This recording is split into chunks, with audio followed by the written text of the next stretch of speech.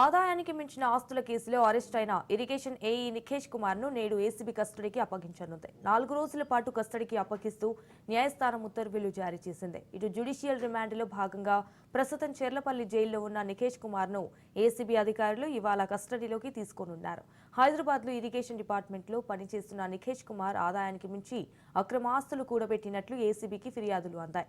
ఈ మేరకు రంగంలోకి దిగిన ఏసీబీ డిసెంబర్ 1వ తేదీన నిఖేష్ కుమార్ ఇంటితో పాటు అతడి కుటుంబ సభ్యులు బంధువుల ఇండ్లలో ఏకకాలంలో సోదాలు నిర్వహించారు.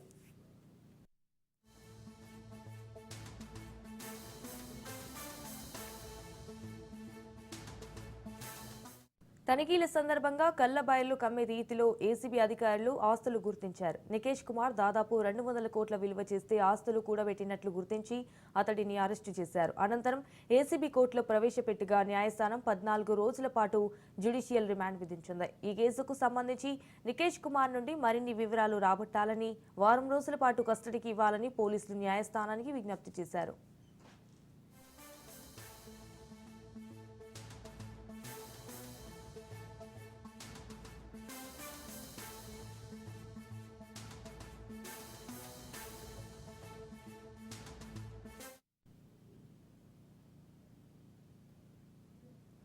పోలీసు అభ్యర్థనతో ఏకీభవించిన న్యాయస్థానం 4 రోజుల పాటు కస్టడీకి ఇచ్చేందుకు ఒప్పుకుంది. నిఖేష్ ను కస్టడీలోకి తీసుకున్న పోలీసులు అక్రమ ఆస్తులపై దర్యాప్తు చేయనున్నారు.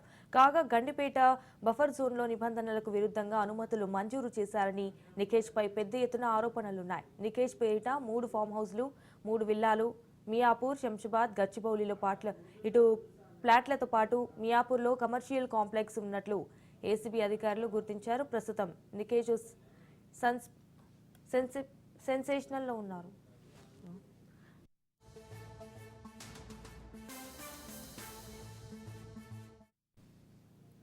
రైట్, ఇక ఇదే అంశానికి సంబంధించి మరిన్ని డీటెయిల్స్ మా ప్రతినిధి రత్నకుమార్ ఫోన్ ఇన్ ద్వారా అందిస్తారు. రత్నకుమార్,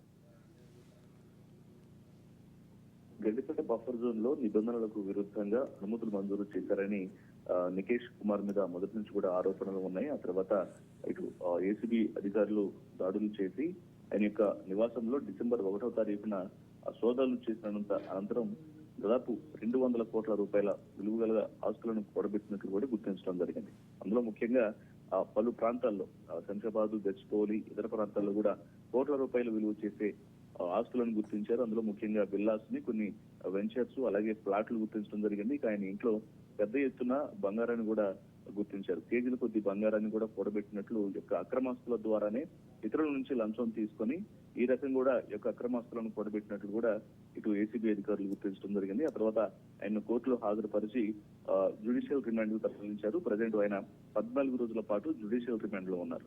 ఇక ఒకవేళ నిఖేష్ కుమార్ ను కస్టడీకి తీసుకుంటే ఈ యొక్క అక్రమాస్తులకు సంబంధించి మరికొన్ని ఆస్తులు కూడా బయటపడే అవకాశం ఉంది. అలాగే ఈ యొక్క నిఖేష్ కుమార్ ఆస్తులకు సంబంధించి ఇంకా కీలక వ్యక్తులు ఎవరున్నారు, అలాగే ఆయన యొక్క బ్యాంక్ లాకర్లను కూడా ఓపెన్ చేస్తే మరికొంత అమౌంట్ అనేది కూడా బయటపడే అవకాశాలు ఉన్న నేపథ్యంలోనే ఆయన ఖచ్చితంగా వారం రోజుల పాటు కస్టడీకి ఇవ్వాలని కూడా అధికారులు కోరటం జరిగింది, ఏసీబీ అధికారులు. అయితే వారం రోజులు కస్టడీకి అడిగితే కోర్టు మాత్రం 4 రోజుల పాటు కస్టడీకి అనుమతించింది. ఇక ఇవాళ కస్టడీకి ఇవాళ ఏసీబీ అధికారులు నిఖేష్ కుమార్ ను కస్టడీలోకి తీసుకోబోతున్నారు.